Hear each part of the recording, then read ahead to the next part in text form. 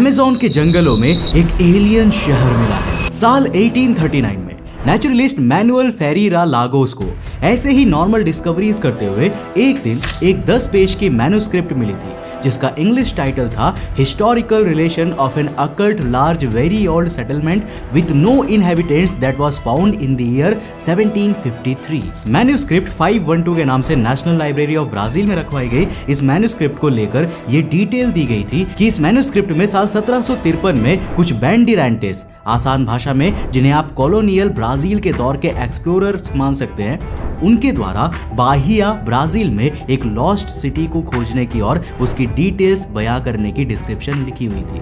अब देखो, इतिहास में ऐसे डॉक्यूमेंट्स और मैन्युस्क्रिप्ट्स की कमी नहीं है जो कि लॉस्ट सिटीज के किस्से सुनाते हो, मगर इस खोज के करीब 80 साल बाद ये डॉक्यूमेंट कोलोनल पर्सी हैरिसन फॉसेट को मिला, जिन्होंने इस शहर की खोज में अपने आप को झोंक दिया। He called it the Lost City of Z, जिसे आप में से बहुत से लोग एल डोराडो के नाम से भी जानते होंगे। सन 1920 में वो पहली बार इस शहर की खोज के लिए निकले थे, मगर रास्ते में बुखार आने के कारण वो वापस आ गए। लेकिन इससे भी उनका जोश टूटा नहीं, क्योंकि 5 साल बाद यानी कि साल 1925 के आसपास उन्होंने अपने बेटे जैक और उसके दोस्त रेलिग रिमेल के साथ वापस से एक्सपीडिशन में निकले, मगर इस बार उनमें से कोई भी वापस नहीं आया। अब साल 1541 में गोंजालो पिज़ारो ने भी अमेज़न के जंगलों में एल डोराडो को ढूंढने की कोशिश की थी, वो भी 340 लोगों की अपनी क्रू के साथ। मगर कुछ समय बाद उनके क्रू की हालत भी इतनी खराब हो गई थी कि उन्हें भी खाली हाथ लौटना पड़ा। अब इन कहानियों के अलावा इस शहर को फिजिकली आज तक कभी भी देखा नहीं गया है, जिस वजह से इसे कई बार एक मिथ की तरह भी ट्रीट किया जाता है। मगर दोस्तों, अमेज़न के जंगलों में अब एक ऐसे मैसिव शहर को खोजा गया है जो शायद एल डोराडो से लेकर किसी भगवान के बेस तक कुछ भी हो सकता है। कैसे? आज के इस वीडियो में हम इसी के बारे में बात करने वाले हैं। तो हेलो गाइस, मैं हूं कौशिक और चलिए शुरू करते हैं एक और नए एपिसोड को। दोस्तों, अमेज़न में किसी भी तरह के एक्सपीडिशन को अंजाम देना हमेशा से इसीलिए कठिन रहा है क्योंकि इतने डेंस फॉरेस्ट में कुछ भी खोज पाना ही नेक्स्ट टू इम्पॉसिबल हो जाता है। हावेवर, वैज्ञानिकों ने इस बार एक नया तरीका आजमाया। उन्होंने एक हेलीकॉप्टर के ऊपर करीब 650 फीट की ऊंचाई से light based remote sensing technology as known as lidar का इस्तेमाल करते हुए अमेज़न फॉरेस्ट के डिजिटल मैप को प्रिपेयर करने की कोशिश करी। And this time they really found something unexpected. Amazon के बोलिवियन हिस्से में लियानोस दे मोजोस के पास इन लाइडार इमेजेस में ऐसे कई अर्बन रुइंस दिखाई पड़े जो अभी बस 600 साल पहले ही अबेंडन किए गए हो, और ह्यूमन हिस्ट्री के हिसाब से ये 600 साल का समय बहुत ही रिसेंट कहा जाएगा। हालांकि ये सिविलाइजेशन का एग्जिस्ट करना भी उतना शॉकिंग मैटर नहीं है जितना शॉकिंग मैटर यहाँ पर पाए गए रुइंस का शेप है, क्योंकि जनरेटेड इमेजेस के अकॉर्डिंग इन अर्बन सेंटर्स पे पिरामिड्स मौजूद थे जो ना सिर्फ सिविलाइजेशन को और ज्यादा अर्बनाइज कर देते थे बल्कि एक टेक्निकल पॉइंट ऑफ व्यू से और ज्यादा मिस्टीरियस भी बना देते हैं।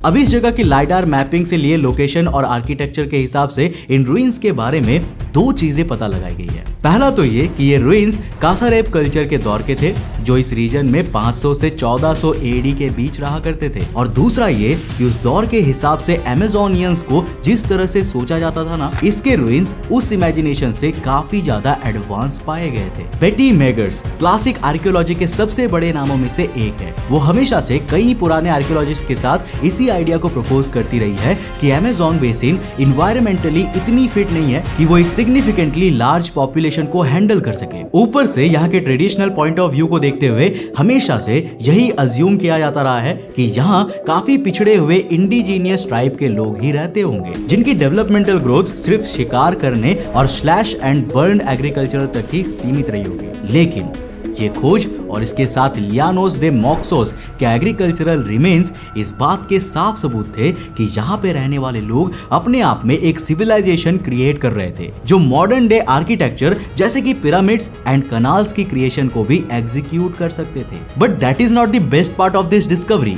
देखो, सबसे मजेदार हिस्सा तो हमें इस रीडिंग की पूरी इमेजरी में दिखता है। इसमें जिन एरियाज को आप ग्रीनिश और रेडिश हाईलाइट में देख रहे हैं ना, वो एरियाज दिखा रहा है कि उस हिस्से में कितना आर्किटेक्चरल रूइन पाया गया है। जिसके आधार पर आर्कियोलॉजिस्ट ने उन एरियाज की पॉपुलेशन डेंसिटी मेजर करी थी विच रेंज्ड बिटवीन 70 to 150 पीपल पर स्क्वायर किलोमीटर। अब ये वैल्यू उतनी भी कम नहीं है, क्योंकि इसे अगर हम रशिया, मंगोलिया और ग्रीनलैंड की कंबाइंड पॉपुलेशन डेंसिटी से भी कंपेयर करें तो भी ये फिगर उस कंबाइंड फिगर से 2 से 3 गुना ज्यादा बड़ा निकलता है। अब इस इमेजरी स्ट्रक्चर में सिर्फ कुछ ही ऐसे शहर हैं जो अमेज़न बेसिन से जस्ट सटे हुए हैं, मगर एक एरिया ऐसा भी देखा जा सकता है जो नदी से काफी दूर है। अब उस एरिया में भी पानी की सप्लाई ना रुके, इसके लिए यहाँ तक ढेर सारे कनाल्स और रोड्स तक क्रिएट करे गए हैं और जिनके रीसेंट एविडेंसेस आज भी हमें यहाँ पर एक्सकेवेशन के दौरान मिलते रहते हैं। अब अगर शॉर्ट में कहा जाए तो यहाँ का नेटवर्क और आर्किटेक्चर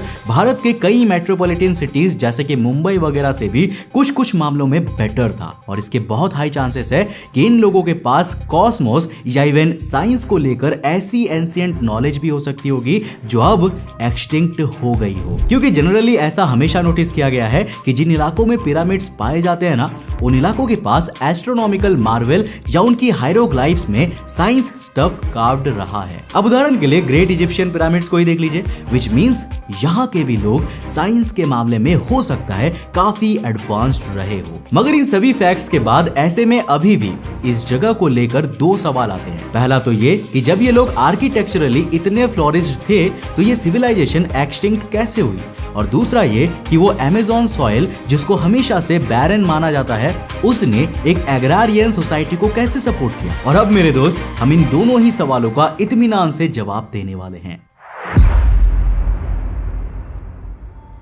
तो देखो दोस्तों, अमेज़न की सॉइल को लेकर हमेशा से ये प्रॉब्लम रही है कि वो फर्टाइल नहीं हो सकता। रीजन बीइंग कि अमेज़न एक रेन फॉरेस्ट है जहां एक्सेसिव रेनफॉल की वजह से सॉइल के न्यूट्रिएंट्स वॉश आउट हो जाते हैं, जिस वजह से वहां की सॉइल उतनी एनरिच नहीं हो पाती। मतलब टेक्निकली नेचुरल ग्राउंड्स पे इस जमीन पर खेती करना असंभव है। मगर फिर सवाल ये आता है कि यहाँ के लोगों ने एग्रीकल्चर प्रोड्यूस कैसे किया। And here comes the interesting part, जिसे 2 कैटेगरीज में डिवाइड किया जा सकता है। देखो, पहले तो वो स्लैश एंड चार टेक्निक का इस्तेमाल करते थे, जिसके प्रोसीजर में वो लोग क्लियर्ड वेजिटेशन को धीमी आंच में जलाकर उसके द्वारा क्रिएट होने वाले चारकोल को एक बंद एनवायरनमेंट में प्रोड्यूस करते थे, कुछ इस तरह से। अब इस तरीके की मदद से चारकोल हवा में रिलीज होने के बजाय सॉइल में मिक्स हो जाता था, इंक्रीजिंग इट्स फर्टिलिटी। अब एक और चीज जो यहाँ के लोगों के हायर इंटेलेक्ट को दिखाती है वो है यहाँ की फर्टिलिटी के लिए यूज किए गए मिक्सचर्स। देखो, सॉइल सैंपल्स बताते हैं कि यहाँ की सॉइल की फर्टिलिटी को मैन्युअली इंक्रीज करने के लिए उस वक्त के लोग इसमें ऑर्गेनिक मैटर्स जैसे कि ब्रोकन पॉटरी, हड्डी के चूरे, खाद और बचे हुए खाने को मिलाया करते थे ताकि उसका कॉम्पोजिशन और फर्टाइल और बैलेंस किया जा सके। अब इस प्रोसीजर को कई सालों तक रिपीट करने के बाद वहां के लोगों ने मैन्युअली एक ऐसे सॉइल को क्रिएट कर ली थी जो इररिस्पेक्टिव ऑफ एनवायरनमेंट भी फर्टाइल रहा करती थी। इसीलिए इस सॉइल को भी एक अलग नाम दिया गया था जिसका नाम था टेरा प्रेटा।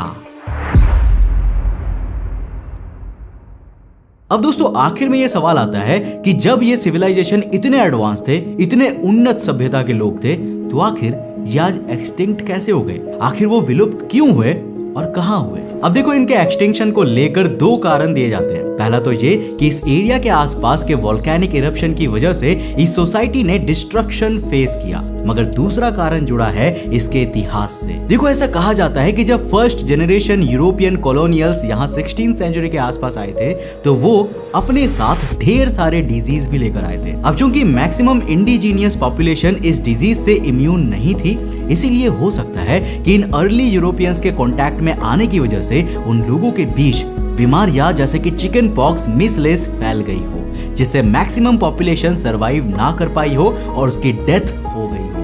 अब रही बात बाकी बची पॉपुलेशन की, तो वो भी आइसोलेटेड होके क्या ही करती, इसीलिए बाकी बचे लोग या तो स्कैटर्ड हो गए होंगे या फिर आफ्टर इफेक्ट्स की वजह से मर गए होंगे, at last leading to extinction of a very well formed civilisation. हालांकि दोस्तों, आपके हिसाब से क्या ये शहर एल डोराडो ही था या इसके पीछे कोई और मिस्ट्री है? नीचे कमेंट सेक्शन में लिखकर जरूर बताना। और अगर आप एल डोराडो के बारे में नहीं जानते तो नीचे कमेंट में बताना। अगर आपके कमेंट ज्यादा हुए तो मैं एल डोराडो सिटी के बारे में भी भी एक डिटेल्ड वीडियो लेकर आऊंगा कि आखिर एल डोराडो कौन सा शहर है और वो इतना इंपॉर्टेंट क्यों है। अब दोस्तों, अगर आपको इस वीडियो से कुछ नया सीखने को मिला और ये वीडियो आपको पसंद आया तो इस वीडियो को लाइक करने के साथ साथ अपने फ्रेंड्स और फैमिली के साथ जरूर शेयर करना। अगर आप नए हो चैनल पे तो इस चैनल को सब्सक्राइब कर देना, साथ ही साथ नोटिफिकेशन बेल कॉन कर देना। मैं मिलता हूं आपको नेक्स्ट एपिसोड के साथ, तब तक के लिए बाय, जय हिंद।